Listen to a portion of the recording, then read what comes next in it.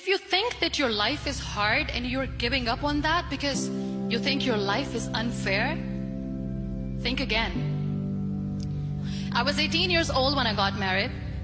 I belonged to a very conservative family, a Baloch family, where good daughters never say no to their parents. My father wanted me to get married, and all I said was, if that makes you happy, I'll say yes. And of course, it was never a happy marriage. Just about after 2 years of getting married, about 9 years ago, I met a car accident. Somehow my husband fell asleep and the car fell in the ditch. He managed to jump out, saved himself. I'm happy for him. But I stayed inside the car and I sustained a lot of injuries. The list is a bit long. Radius ulna of my right arm were fractured. The wrist was fractured. Shoulder bone and collarbone were fractured. My whole rib cage got fractured. And because of the rib cage injury, lungs and liver were badly injured. But that injury that changed me and my life completely as a person and my perception towards living my life was the spine injury. 3 vertebrae of my backbone were completely crushed, and I got paralyzed for the rest of my life.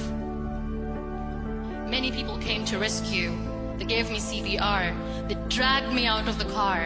And while they were dragging me out, I got the complete transection of my spinal cord.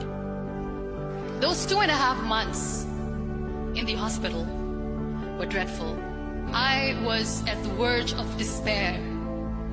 One day, doctor came to me and he said, well, I heard that you wanted to be an artist, but you ended up being a housewife. I have a bad news for you. You won't be able to paint again. Next day, doctor came to me and said, your spine injury is so bad, you won't be able to walk again. I took a deep breath and I said, it's all right.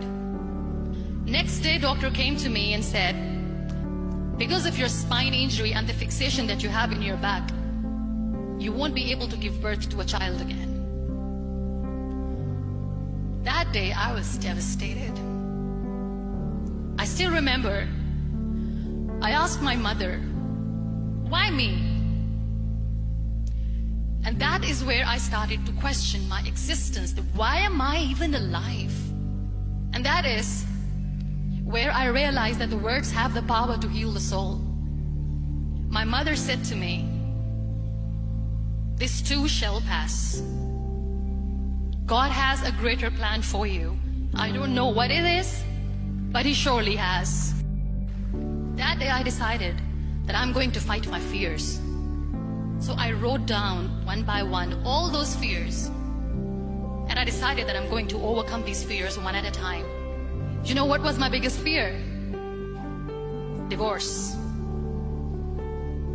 I couldn't stand this word. I was trying to cling on to this person who didn't want me anymore, but I said no. I have to make it work. But the day I decided that this is nothing but my fear, I liberated myself by setting him free. And I made myself emotionally so strong that the day I got the news that he's getting married, I sent him a text that I'm so happy for you and I wish you all the best. And he knows that I pray for him today. Number 2 was, I won't be able to be a mother again. And that was quite devastating for me. But then I realized there are so many children in the world, all they want is acceptance.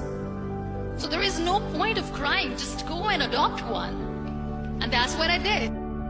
2 years later, I got this call from a very small city in Pakistan. I got a call and they said, are you Muniba Mazari? There is a baby boy and would you like to adopt? And when I say yes, I could literally feel the labor pain. I said, yes, yes, I am going to adopt him. I am coming to take him home. So when you accept yourself the way you are, the world recognizes you. It all starts from within. We have this amazing fantasy about life. This is how things should work. This is my plan. It should go as per my plan. If that doesn't happen, we give up. I never wanted to be on the wheelchair. Never thought of being on the wheelchair.